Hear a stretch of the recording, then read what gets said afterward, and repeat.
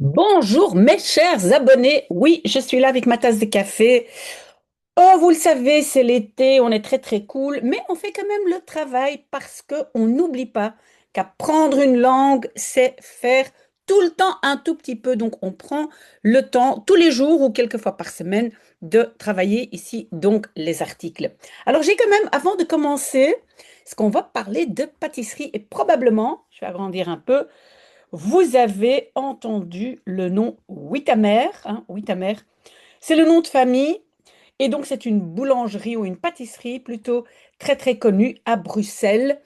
Mais bref, avant de lire l'article et de parler un peu de Paul Wittemer, hein, le monsieur, en fait, on parle de lui parce qu'il vient de mourir, mais ce que je voulais vous demander ou dire, quand même votre avis, parce que j'avais annoncé avant-hier, vendredi, hein, je parle toujours un tout petit peu à mes abonnés, et j'avais dit que j'allais quand même commencer à partir de peut-être fin août ou début septembre, d'expliquer les livres que je lis en néerlandais, mais les expliquer aussi en néerlandais, les livres en français, etc. Donc, j'allais quand même faire un essai. Alors, ma question pour vous, c'est, maintenant que donc, vous avez déjà lu énormément d'articles, votre niveau, j'imagine, s'améliore, hein, forcément. Et est-ce que ce serait une bonne idée d'expliquer aussi les articles même en néerlandais? Donc, ne plus utiliser de français du tout quand je parle de ces articles. Voilà, vous pouvez réfléchir, vous pouvez revenir vers moi, mais ce qui me fait toujours plaisir, c'est que on reste encore assez nombreux à lire ces articles, donc fantastique. Et donc aujourd'hui, encore un article du Bruze. Vous le savez, en été, je prends des articles qui sont un tout petit peu plus faciles. Pas toujours, hein, parce qu'il y a quand même aussi des mots difficiles, mais quand même un peu plus, on va dire des sujets un peu plus légers. Et donc, Monsieur Wittemer, peut-être vous avez entendu parler de lui, et c'est donc un grand pâtissier, et l'article vient du Bruze. Et donc, le titre, c'est un unique croquant-bouche ou de la pâtisserie, gebak, j'ai mis dans le vocabulaire, c'est het gebak, hein, donc de la pâtisserie. Et comment est-ce que vous savez que c'est het? Vous le savez parce qu'il y a deux syllabes, gebak, et ça commence par ge, be ou ver, et alors c'est toujours het, donc, ou la pâtisserie délicieuse qui s'appelle misérable, hein. La pâtisserie n'est pas misérable, mais donc il y a les croquants en bouche, les misérables, et donc Paul Wittemer pouvait tout cela. Pouvait tout cela? Oui, j'explique vite pour ceux qui ne le savent pas. Probablement, vous le savez déjà. C'est ce que j'ai déjà expliqué souvent. Quand on a un verbe de modalité, hein, kunnen, moeten, willen, etc., ici c'est kon, on ne met pas toujours le verbe principal. Donc ici, qu'est-ce qu'on aurait pu avoir après à la malle? On aurait pu avoir faire. Donc Paul Wittemer savait faire tout cela. Euh, pas faire, qu'est-ce que je dis? Doen, en néerlandais évidemment. OK? Mais le doen n'est pas là, on n'est pas obligé de le mettre. OK? Donc, le pâtissier bruxellois Vermaert, Vermaert c'est aussi dans le vocabulaire, ça veut dire connu ou renommé, Paul Wittemer. Overleed, c'est l'imparfait de overlijden, décédé. Donc, il décède, si vous voulez, il décédait, hein, mais donc, en français, on va dire il est décédé mercredi à l'âge de 81 ans. Donc, ça, c'est quand même, oui, c'est vieux, mais pas très, très vieux, hein. Quand je pense à mon propre père, il a 90 ans. Donc, 40 ans, Wittemer était le visage. Oui, et vous voyez que en néerlandais, on met l'accent sur hot. Mais en fait, en français, on ne le fait pas. Moi, je le fais parce que je traduis et je ne réfléchis pas. Mais en français, on va dire le visage par excellence. Mais en néerlandais, on va dire le visage de la pâtisserie iconique op de zavel. Op de zavel, en français, on va dire au sablon. Et le sablon, c'est en fait un quartier dans le centre de Bruxelles. C'est un vieux quartier de vieilles maisons, très très jolies, beaucoup d'antiquaires, etc. Et donc, cette pâtisserie était op de zavel au sablon, qui ben, qui porte aussi son nom parce que la pâtisserie s'appelle Withamer, hein, un grand W. Et apparemment ici, il parle, oui, donc les pâtissiers étaient ses meilleurs clients car tout le monde passait chez Paul pour, inspiration op te doen, pour trouver de l'inspiration. Et ça aussi, j'ai mis dans le vocabulaire parce que, comme je l'ai déjà dit souvent, vous ne devez pas simplement apprendre opdoen, parce que ça peut être beaucoup de choses, mais un certain mot avec un certain verbe. Ici, inspiratie opdoen, c'est trouver de l'inspiration. D'accord? Donc, bien mémoriser par petits groupes de mots. Hein? Inspiratie opdoen. Het klinkt, oui, ça sonne, mais on le sait déjà, on ne le dit pas comme ça. Donc, disait son collègue Herman van Dender. Donc, l'inventeur est uitvinden. Donc, j'ai aussi mis dans le vocabulaire. Et donc, à votre niveau, vous devez savoir trouver des mots qui vont ensemble. Par exemple, ici, uitvinder est le substantif. Alors, le verbe, c'est uitvinden. Alors, une invention, c'est alors un uitvinding. D'accord? Donc, ça, ça, vous devez maintenant savoir faire. OK? Si vous avez des questions, n'hésitez pas. Donc, l'inventeur de euh, donc le Sama, le lingot d'or et le bedenker, hein, c'est lui qui a pensé, le penseur, on va dire, hein, du tout premier magasin, tout premier. J'ai mis allereerste dans le vocabulaire parce que le aller, ça veut dire le tout, et puis eerste, premier. Le tout premier magasin qui, et j'ai mis aussi gewijd zijn aan, qui était consacré à, et donc ici, uniquement au chocolat. Op de Zavel, au Sablon, donc à Bruxelles. D'accord? Donc c'est lui, c'est Withamer qui a aidé avec, donc, comment je vais dire ça? Il a aidé à trouver l'idée du magasin chocolat uniquement. Il a écrit l'histoire de Bruxelles, mais c'est écrire avec meeschrijven. Ça veut dire, il a aidé à écrire l'histoire de Bruxelles. Hein. Mais en néerlandais, on va dire meeschrijven, comme écrire avec. OK? Écrit la famille Withamer dans un hommage à Paul, le monument de la pâtisserie bruxelloise, jeudi sur Instagram. Et donc, ils ont écrit ça suite à sa mort. OK. Le nom Withamer est un begrip, normalement c'est un concept. Hein, ça vient du verbe begrijpen, comprendre.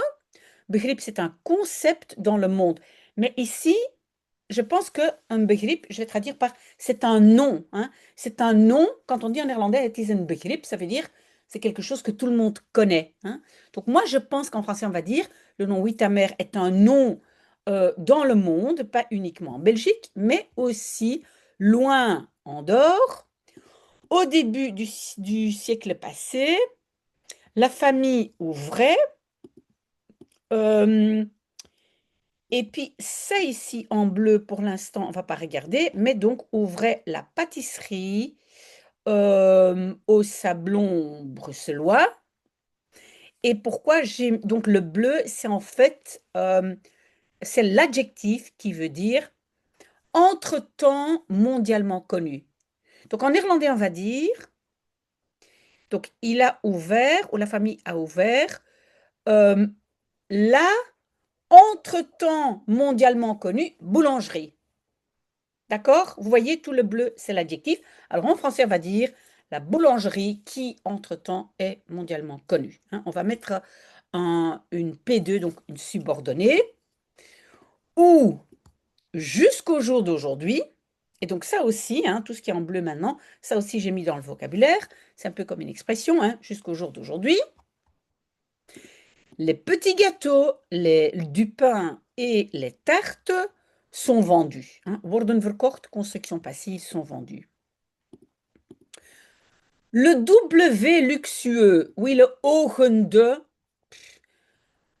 Ça, vous pouvez oublier, c'est un peu difficile à expliquer, mais donc ça a à voir avec oog, l'œil, hein.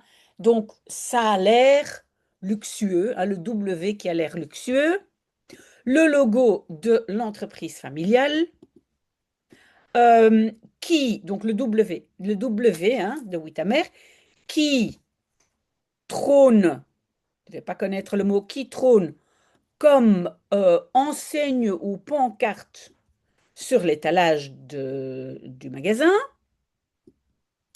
n'est pas par hasard un symbole de, on va dire, statut social. Hein. Status symbole, c'est le symbole du statut social. Alors attention, donc j'ai mis aussi, j'ai mis Uithangbord. Hein. Uithangbord, c'est une enseigne, une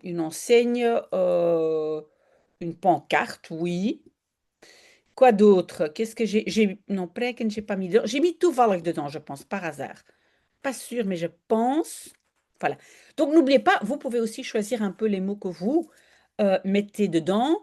Ne mettez pas trop de mots, je l'ai déjà dit souvent, pas trop de mots, pas juste une énorme liste de mots. Non, vous pouvez simplement ajouter chaque semaine un ou deux mots, c'est déjà très très bien. Ok, donc le logo W, car derrière, il y a une histoire de hard werk, hein, du travail dur euh, pendant des années et grenzeloze culinaire creativiteit. Donc de la créativité culinaire, grenzeloze sans limite. Ça, j'ai mis. On a déjà beaucoup d'autres mots avec los, hein. Kinderloos, werkloos. Entre-temps, vous devez savoir que los, si on colle ça derrière, ça veut dire sans. Et ici, c'est la créativité sans limite. Le grand-père de Paul, Henri Wittemer, quittait, attention, verliet, c'est l'imparfait de verlaten, hein, quittait sa famille en Wallonie pour, et puis c'est, donc pour c'est le om te gaan leren, pour aller apprendre à Bruxelles. Et maintenant, ici, ça c'est quand même assez intéressant, de kneepjes van het vak. Bon, ici c'est bakkersvak, mais donc l'expression c'est de kneepjes van het vak. Et ce sont, en français, on ne va pas dire des kneepjes, on va dire les ficelles du métier. Hein. Et donc, de kneepjes, mais en néerlandais, kneep, ça vient de knijpen, ça veut dire. Donc, nous, on ne dit pas les ficelles, on dit les. Je ne sais pas très bien, mais donc, on parle de kneepjes. Knijpen, pincer, enfin bref. Donc, des kneepjes van het vak veut dire les ficelles du métier. Et ici, du métier de bakker, boulanger. Ah, mon grand-père était aussi pâtissier. Je me rappelle encore quand on était dans sa pâtisserie. Bref. Donc, où est-ce qu'il va apprendre ça? Chez un boulanger qui était originaire de Mechelen. Mechelen, en français, c'est Malines. C'est une ville en Flandre.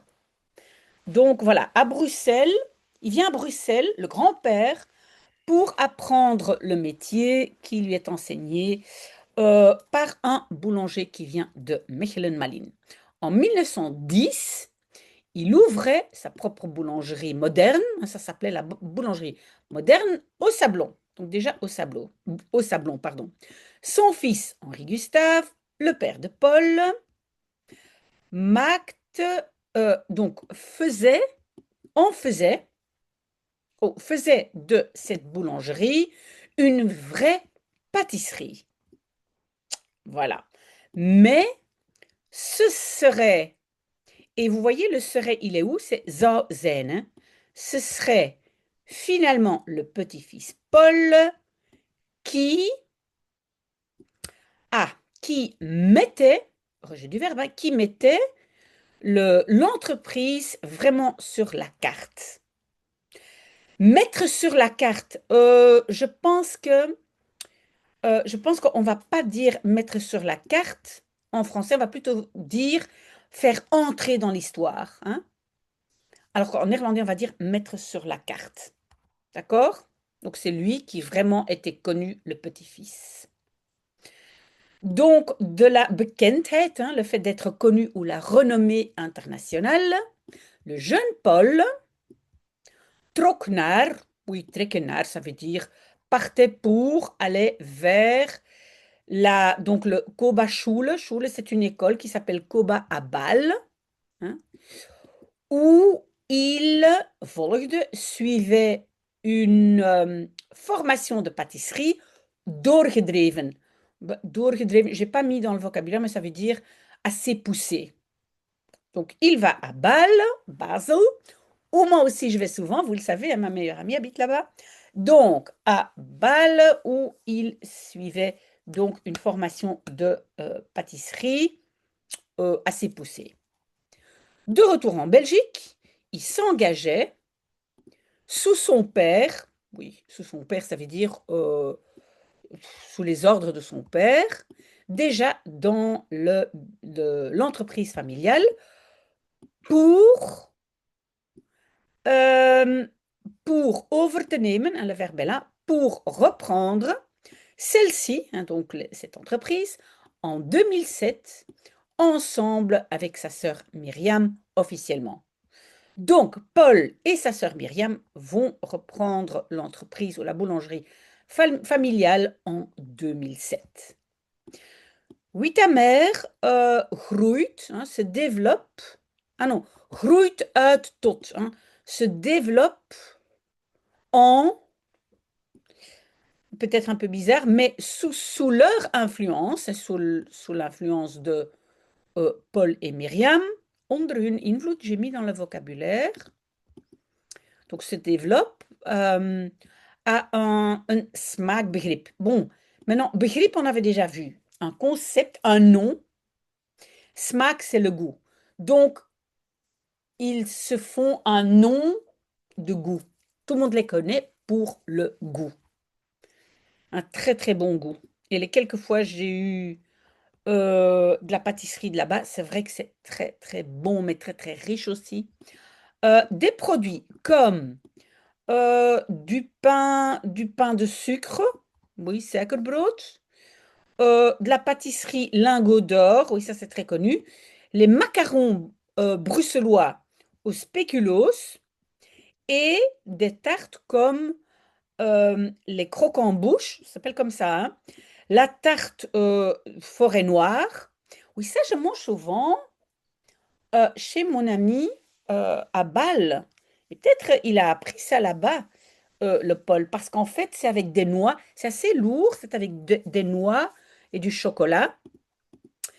Et alors, les pralines en forme de cœur sont le symbole pour ou de la finesse culinaire de la famille. Donc ça, c'est vraiment les noms. C'est vrai qu'à Bruxelles, quand on dit croquant-bouche, lingot d'or, etc., voilà, on pense à Wittemer. OK. Ah, voilà, ici, attention, mais c'est quand même surtout la tarte au chocolat Samba, hein, c'est le nom, Samba, avec laquelle Paul Wittemer, naam maakte, hein, il se faisait un nom, et pour laquelle et ça c'est un peu, il zal blijven herinnerd, restera, herinnerd, on va dire dans la mémoire. Oui, c'est un verbe, hein, herinnerd, restera peut-être commémoré, mais bon, voilà. Euh, dans, dans le souvenir des gens, voilà, je ne sais pas comment vous voulez, mais zal blijven herinnerd restera dans le cœur des gens, parce qu'ici en Belgique, enfin, autour de Bruxelles, quand on dit Wittemer, c'est à nous. Alors, on prouverait une dégustation à blind, ça veut dire aveugle, hein, donc quand on doit goûter, hein, déguster, et puis ben, sans voir le produit, durant un sommet international de boulanger maître pâtissier à Deauville en 1986, il gagnait avec d'armée, donc avec celle-ci, avec la tarte au chocolat Samba, la compétition. Donc en 86, il gagne. L'influence de Wittemer reikt, hein, s'étend, je vais dire. Reiken, normalement, ça veut dire tendre. Tend quand même beaucoup plus loin que les buurlanden, les pays limitrophes, car en 1990 gaat hij in zee. Hein? In zee gaan met, aller dans la mer avec. Mais in zee gaan, ça veut dire s'associer ou s'impliquer ou voilà, travailler, collaborer avec le japonais Tsuyoshi Ian. Et donc, Withamer, il coach au Japon des pâtissiers et chocolatiers. Aujourd'hui, le nom de Withamer est aussi dans le pays du soleil levant un begrip, hein, un nom, même si normalement c'est un concept. Entre-temps, il y a là-bas 22 verkooppunten, points de vente Withamer, où ainsi que les pralines classiques, comme des, on va dire des variantes plus modernes, worden verkocht, sont vendues avec une touche japonaise. Ben ça, j'aimerais bien voir. Donc des pralines classiques avec une touche japonaise, peut-être une petite décoration japonaise. Je vais googler, je ne l'ai pas fait. Voilà, alors, l'article n'est plus tellement long, hein. On va regarder. Non, voilà, jusque-là, donc courage. Connu auprès de la famille royale en 1999, Paul faisait la tarte de mariage pour le mariage de, entre-temps, roi et reine, Philippe et Mathilde. Oui, aujourd'hui, hein, le roi Philippe et la reine Mathilde, mais à l'époque, il ne l'était pas encore. Hein. Et donc, c'est Withamer qui a fait le grand gâteau. Aussi, hij verzorgde, il s'occupait de plus que un instant. Ah non, non, non, non, pardon. Donc, il s'occupait de meer dan eens, plus d'une fois, meer dan eens, hein, de pâtisserie pour des dirigeants. Vous voyez ici des têtes d'État, hein, des chefs d'État ou des dirigeants étrangers qui bezochten, rendaient visite à notre pays. Ceux-là, donc ces têtes d'État, hein, ces chefs d'État, recevaient ces créations, ah oui, voorgeschoteld, ça veut dire sur leur assiette, dans les serres royales de Laken. Ah, c'est amusant, on en parle parce que justement, vendredi, à la fin de ma petite vidéo, j'explique toujours un peu l'après-midi, je parle de quelque chose en français. Ben justement, j'ai montré les serres royales et elles sont magnifiques. Vous devez absolument une fois aller les voir. Ok, donc, ainsi, il, et le verbe c'est tevoorschijn toveren. Hein. Tevoorschijn, ça veut dire, non, c'est la particule, pardon, c'est ça que je voulais dire, mais tevoorschijn toveren, c'est faire apparaître par magie. Hein. Tevoorschijn, c'est apparaître, et toveren, c'est faire de la magie. Donc, il faisait apparaître par magie le gâteau heerlijk, délicieux, misérable, hein, mais donc c'est le nom du gâteau, hein, misérable, et des petites gaufres de Bruxelles, se souvient le pâtissier Herman van Bender, qui, le verbe est là, travaillait aux côtés de Withamer pour la famille royale.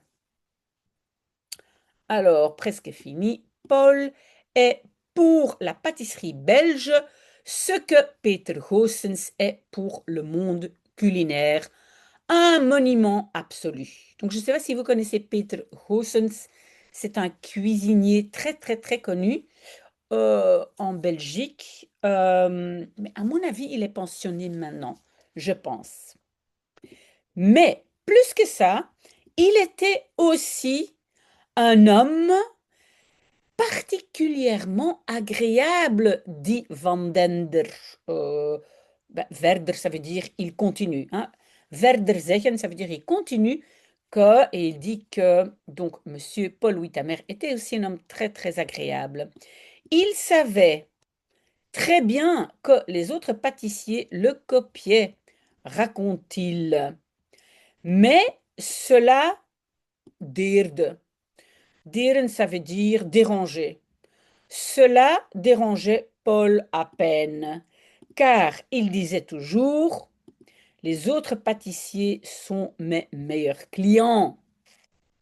Alors encore un tout petit mot et puis on a fini. En 2021, Paul et Myriam vendaient leur entreprise à trois entrepreneurs, hein, ondernemers, franco-belges. Ah bon? Donc c'est plus uniquement belge, maintenant c'est franco-belge. Pas beaucoup plus tard, Myriam mourait, hein, stierf, ça vient de sterven, onverwacht, hein, ça veut dire euh, onverwacht, qu'est-ce qu'on va dire? Soudainement. Peut-être elle n'a pas supporté qu'il y ait des Français dans l'histoire. Oh, c'est pas gentil. Ok, donc aujourd'hui, il y a à côté du magasin au Sablon aussi deux plus petits magasins Huit-Amer à trouver à Uccle. Uccle est aussi une partie de Bruxelles. D'accord? Ben voilà, on a fini. J'ai mis ici 15 mots, mais encore une fois, et je continuerai à le dire, ne mettez pas tous les mots dans votre liste de vocabulaire, pardon. Ce n'est pas la peine, on ne doit jamais, jamais, jamais se surcharger de vocabulaire, hein. Une bonne base, et puis quand on a une bonne base, de temps en temps, un nouveau mot, une nouvelle petite expression, c'est formidable. Voilà, on a fini et j'espère vous voir très, très, très nombreux la semaine prochaine. Et n'oubliez pas de me répondre à ma question, est-ce que ce serait une bonne idée d'expliquer les articles aussi en néerlandais? Voilà, très, très bon dimanche. Au revoir.